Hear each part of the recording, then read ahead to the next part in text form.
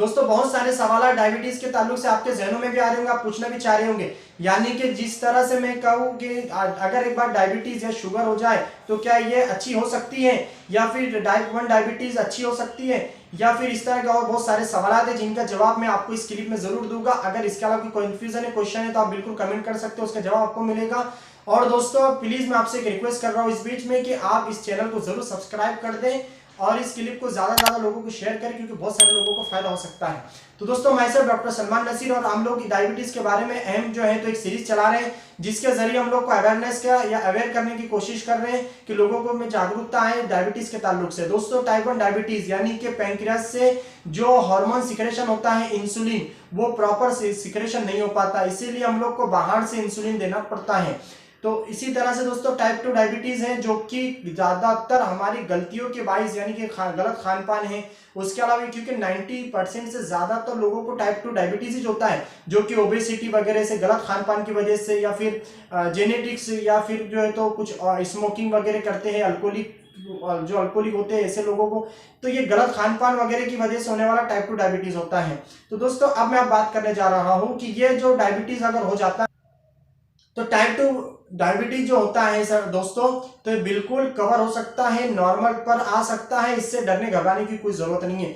लेकिन फिक्रमंद रहना बहुत जरूरी, क्योंकि कॉम्प्लिकेशंस के बारे में मैंने आपको इससे पहले बताया था। तो दोस्तों कॉम्प्लिकेशंस से बचने के लिए, और अगर हमारी फैमिली हिस्ट्री है तो इससे बचने के लिए हम लोग को तो इस तरह से इस बारे में तो फिक्रमंद रहना बहुत जरूरी है। तो अब मैं आपको बताता हूँ इसके प्रिवेंशन क्या है। दोस्तों डायबिटीज जो है तो हो क्यों जाती है, अगर हम बात करेंगे दोस्तों तो इसके प्रिवेंशन के ताल्लुक से और इससे बचने के ताल्लुक से, तो मैं आपको क्लियर बताता हूं कि आप लोग अपने आप को हेल्दी रखने की कोशिश करें। सबसे पहले अपने दिमाग से चीज का डर निकाल दे, अपने आप को हेल्दी रखें। और करना क्या मैं आपको, या फिर जिन लोगों को डायबिटीज है और वो कंट्रोल में रखना चाहते हैं अपनी शुगर लेवल को, तो ऐसे लोगों से मैं कहूंगा कि वो रोजाना एक्सरसाइज करें। जी हाँ, वॉक करें, जॉगिंग करें, रनिंग करें, एक्सरसाइज करें। एक बात याद रखिए, टाइप 1 डायबिटीज के ताल्लुक से जिन लोगों को वॉक करना है, जॉगिंग करना है, एक्सरसाइज करना है, वो अपने डॉक्टर की सलाह जरूर ले और तरीका जरूर पूछ ले। मैं इसलिए कह रहा हूं क्योंकि दोस्तों न्यूरोपैथी जो होती है,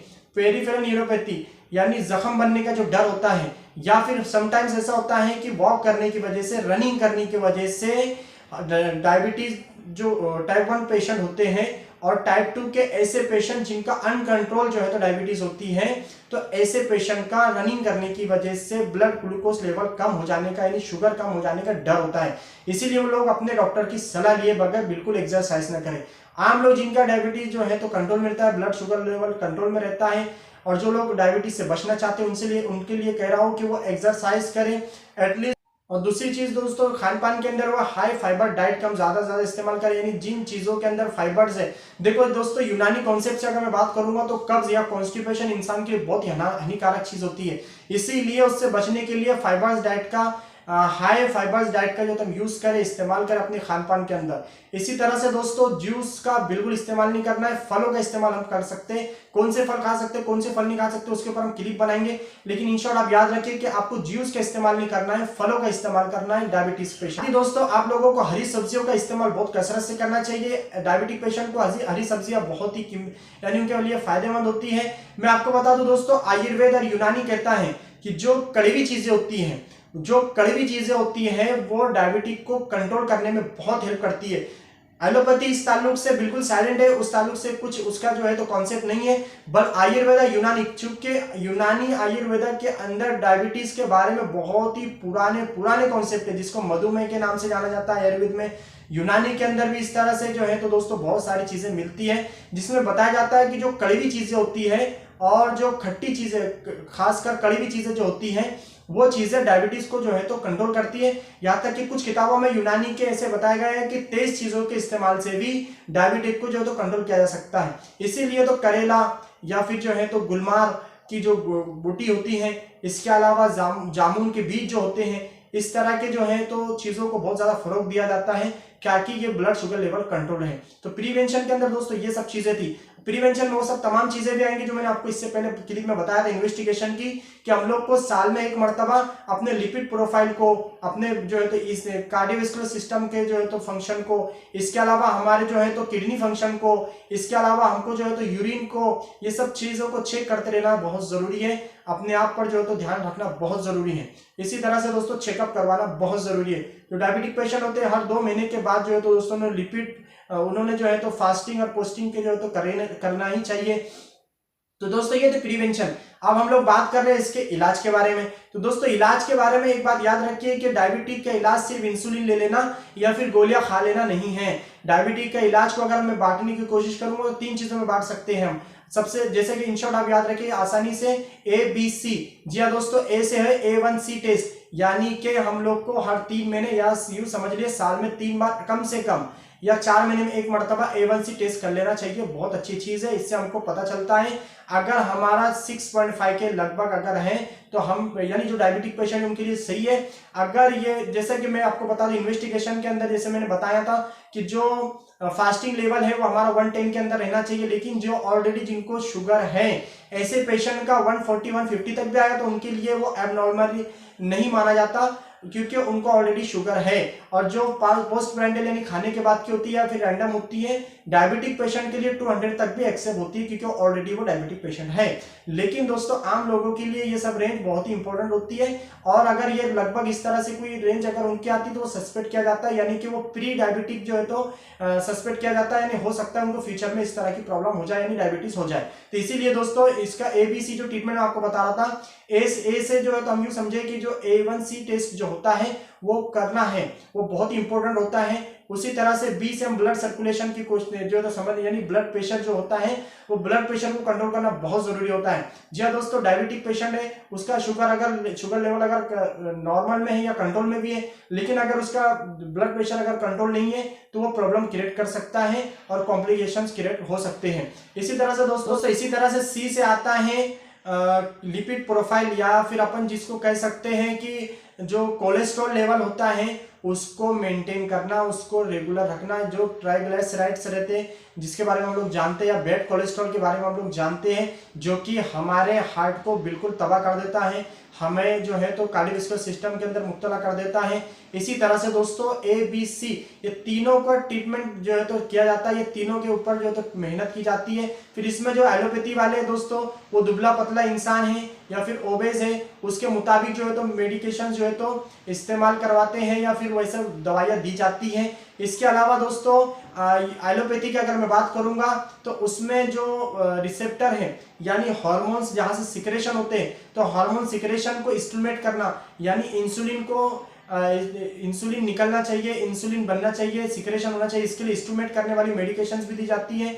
और साथ में दोस्तों प्रिवेंशन के ताल्लुक से यानी कि जैसे कि मैं अभी आयुर्वेद यूनानी का जो तरीका बताऊंगा उसमें बताऊंगा आपको कि जो मेन चीज जो होती है यानी टाइप 1 डायबिटीज में तो इंसुलिन ही देते हैं हम लोग।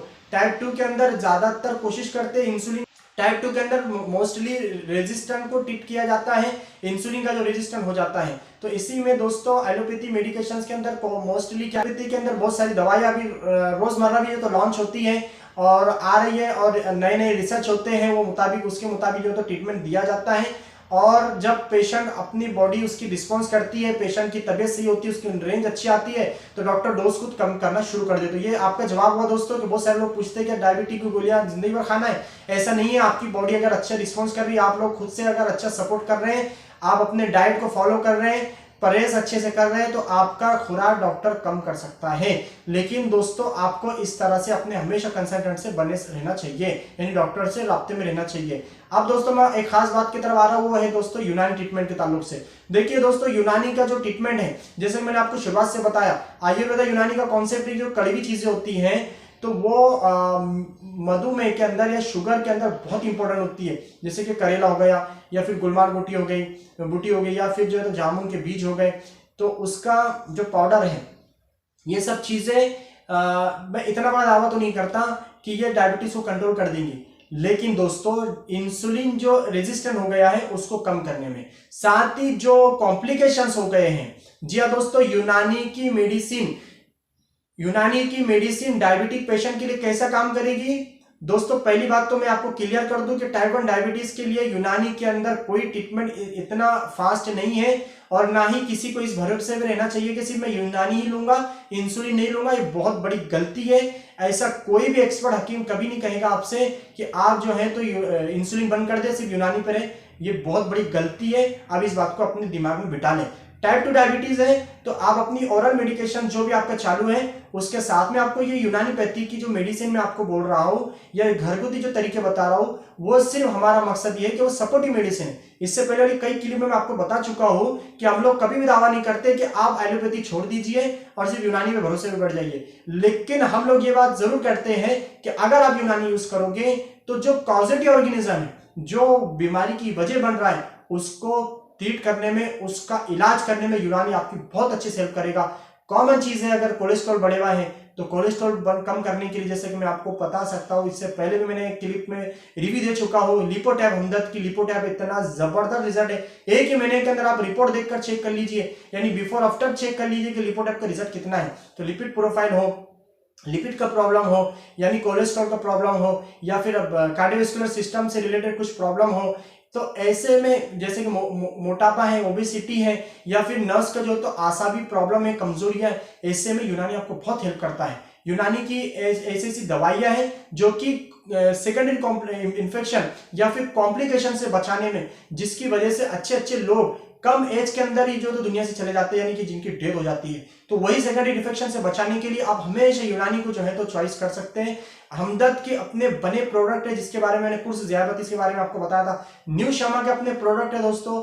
इसके अलावा जो है तो रेक्स है। यूनानी की जितनी कंपनियां और आयुर्वेदा की बहुत सारी कंपनियां हैं जो डायबिटीज की मेडिकेशंस बनाते हैं, चाहे आप करेला का जूस ले लो, करेला का पाउडर ले लो, या फिर जो है तो नीम की बनी चीजें हैं, या फिर जो भी कड़वी चीजें होती हैं, ऐसी चीजों का इस्तेमाल अपने खान पान में भी आप कर सकते हैं, जिसकी वजह से आपको डायबिटीज से बचने में काफी हेल्प होगी। और आपको जो डायबिटीज के जो सेकेंडरी इन्फेक्शन है, चाहे वो रेटिनोपैथी हो, या फिर यानी कि दिखने में प्रॉब्लम आ रहा हो, या किडनी की रिलेटेड प्रॉब्लम आ रही हो, या फिर रेटिनोपैथी की प्रॉब्लम हो, या फिर न्यूरोपैथी की प्रॉब्लम हो, या फिर कार्डियोवास्कुलर सिस्टम से रिलेटेड कुछ प्रॉब्लम हो, या फिर दोस्तों कमजोरी रहना, खासकर यूनानी नुक्ता नजर से डायबिटिक पेशेंट को जो मर्दानगी की प्रॉब्लम आती है, यानी उसकी सेक्सुअल प्रॉब्लम जो एकदम कमजोर हो जाती है, उसके लिए एलोपैथ के अंदर बहुत सारी मेडिसिन दी जाती है, लेकिन लोग डरते हैं। लेकिन मैं आपको बता दूं, यूनानी के अंदर ऐसे ऐसे फार्मूले हैं दोस्तों कि वो शुगर फ्री, ऐसे ऐसे फार्मूले हैं कि आप उसको इस्तेमाल करके अपनी तवानाई को बरकरार रख सकते हैं, अपनी मर्दाना ताकत को भी बरकरार रख सकते हैं,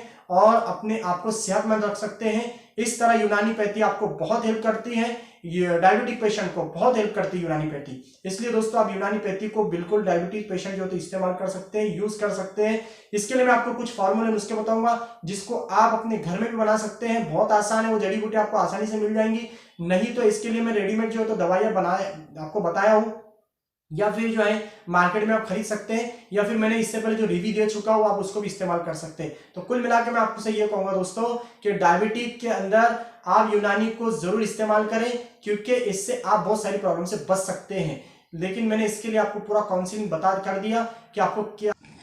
तो दोस्तों मैं आपको यूनानी का एक बहुत अच्छा फार्मूला बता रहा हूँ। एक पहला फार्मूला है जिसको हम लोग कहते हैं दवाई ज़ैबतीस। जी हाँ दोस्तों, यूनानी की बहुत पुरानी किताबें जो एक्सपर्ट की निगरानी में लिखी गई थी, उनके अंदर का फार्मूला बता रहा हूँ। उसमें एक फार्मूला आप याद रखें, लिख लीजिए उसको, गुलमार बूटी, इसके अलावा सोंठ और मगजे जामुन। तीन चीज आपको लेना है, गुलमार बूटी, सोंठ, मगजे जामुन। गुलमार बूटी आपको 2 तोला लेना है, सोंठ आपको 1 तोला लेना है, मगजे जामुन आपको 1 तोला लेना है। अब क्या करना है, तीनों को सुबह यानी पाउडर बनाना है, सुबह शाम पानी के साथ लेना है। एक तरीका हो गया। दूसरा एक तरीका है दोस्तों, वो उसके लिए आपको चाहिए अफ्यून, कुश्ते फौलाद जामुन वाला, कुश्ते बैजा मुर्ग, खस्ता जामुन। अफ्यून आपको 1 तोला लेना है, कुश्ते फौलाद जामुन वाला 2 तोला लेना है, कुश्ते बैजा मुर्ग 2 तोला लेना है, और खस्ता जामुन आपको लेना है 10 तोला। इन तमाम का पाउडर बनाकर अर्क गावजुगा के साथ आपको ये लेना है। अब दोस्तों अब दोस्तों ऐसे डायबिटिक पेशेंट जो कि मर्दाना कमजोरी से भी जूझ रहे हैं, यानी कि मेल अगर है तो, और अगर फीमेल है और उनको ओवरिन डिजीज है, या फिर उनको पेट से लेकर कुछ प्रॉब्लम है, तो ऐसे प्रॉब्लम जैसे कि यानी चेहरे पर जो है तो बाल आ जाना, या फिर मूंछ की जगह बाल आ जाना, लेडीज के लिए जो तो वो एबनॉर्मल है, तो ऐसे में आप ये तरीका आप यूज कर सकते हैं। खासकर मर्दानगी ताकत के लिए बहुत अच्छा नुस्खा भी है, जिसको लेने से यानी वो शुगर फ्री भी रहेगा और इंसान की अपनी ताकत भी बरकरार रहेगी। इसके लिए आपको चाहिए दोस्तों गुलमार बूटी, गीलो, सौंठ, सख्त सलाजिद, कुश्ता फौलाद, मगज खबसतुल जामुन। गुलमार बूटी आपको लेना है 3 माशा, गीलो आपको लेना है 2 माशा, सौंठ आपको लेना है 4 रत्ती, सख्त सलाजिद लेना आपको 2 रत्ती, कुश्ता फौलाद आपको लेना है 1 रत्ती, मगज खबसतुल जामुन लेना आपको 2 माशा, और सबको पाउडर बनाकर पानी के साथ सुबह शाम लेना है। अगर मैंने आपको यूनानी के ये कुछ, तो दोस्तों कुल मिलाकर आपको मैंने यूनानी के ये फार्मूले या यानी कि कुछ नुस्खे बताया, आई होप आपको तमाम बातें समझ में आई होगी। इसके अलावा डाइट की बात करें अगर, तो दोस्तों जो सबसे अहम चीज जो पुराने शास्त्रों में लिखा हुआ है, यानी कि आयुर्वेदा की अगर हम बात करें तो अन्न दोष, यानी कि खाने की वजह से या अन्न की यानी कि खाने की वजह से होने वाली प्रॉब्लम, यानी कि इंसान को हफ्ते में एक दिन भूखा रहना चाहिए, खाना पीना नहीं चाहिए, जिसको हम लोग एमबीएम कहते हैं, नोथिंग बाय माउथ। हफ्ते में एक दिन इंसान को ऐसा करना चाहिए, ऐसा कहा जाता था। जाहिर सी बात है, इस्लामिक अगर हम लिटरेचर्स देखेंगे तो हजरत मोहम्मद सल्लल्लाहु अलैहि वसल्लम जो है तो हर पीर और जुमेरात को रोजा रखा करते थे, यानी कि बिल्कुल खाली पेट रहना। रोजे का मतलब क्या है? खाली पेट रहना, जिसकी वजह से बहुत सारे फायदे जो है तो जिस्म को हासिल होते हैं। यही एक खान पान है जिसकी वजह से आज हम लोग तरह तरह की प्रॉब्लम में घिरे नजर आ रहे हैं। तो दोस्तों इसके लिए बहुत सारे तरीके बताए थे। आप लास्ट में आपको दोस्तों तुम्हें कुछ खास तरीका बता रहा हूँ, वो है इसके प्रिवेंशन के ताल्लुक से। आपको करना क्या है दोस्तों, आपको पैदल चलना है डायबिटिक पेशेंट को, लेकिन एहतियात के साथ चलना है। हमेशा अपने पैरों को जो है तो चेक करते रहना है, कहीं जख्म है, घाव है, कुछ प्रॉब्लम आ रहा है। इसी तरह से दोस्तों आप फूड की जगह, हो क्या गया दोस्तों, एक्चुअली हम लोग ने अपनी लाइफ स्टाइल को चेंज कर लिए, यानी कि ब्राउन राइस की जगह व्हाइट राइस आ गया, गुड़ की जगह शक्कर आ गई, शक्कर की जगह चीनी आ गई, आटे की जगह मैदे की तरफ चले गए हम लोग, यानी कार्बोहाइड्रेट, कॉम्प्लेक्स कार्बोहाइड्रेट की जगह रिफाइंड कार्बोहाइड्रेट की वजह से हम लोग प्रॉब्लम में आ रहे हैं। अगर हम रिफाइंड कार्बोहाइड्रेट अपनी डाइट से जीरो कर देंगे तो जबरदस्त हमको फायदा नजर आना शुरू हो जाएगा। तो दोस्तों ये था डायबिटीज के ताल्लुक से हम लोग ने जो एक कुछ जानकारी आपको दी है। आई होप आपको तमाम बातें समझ में आएंगी। अगर ये क्लिप पसंद आ रही है आपको तो इसको लाइक कर दीजिए प्लीज, हमारे चैनल को सब्सक्राइब कर दें और इस क्लिप को शेयर जरूर कर दें। और मिलते हैं किसी एक अच्छे टॉपिक के साथ में, तब तक के लिए अपने स्वास्थ्य का, अपनी तबीयत का खास ख्याल रखें और स्वस्थ रहें, मस्त रहें। Thank you very much.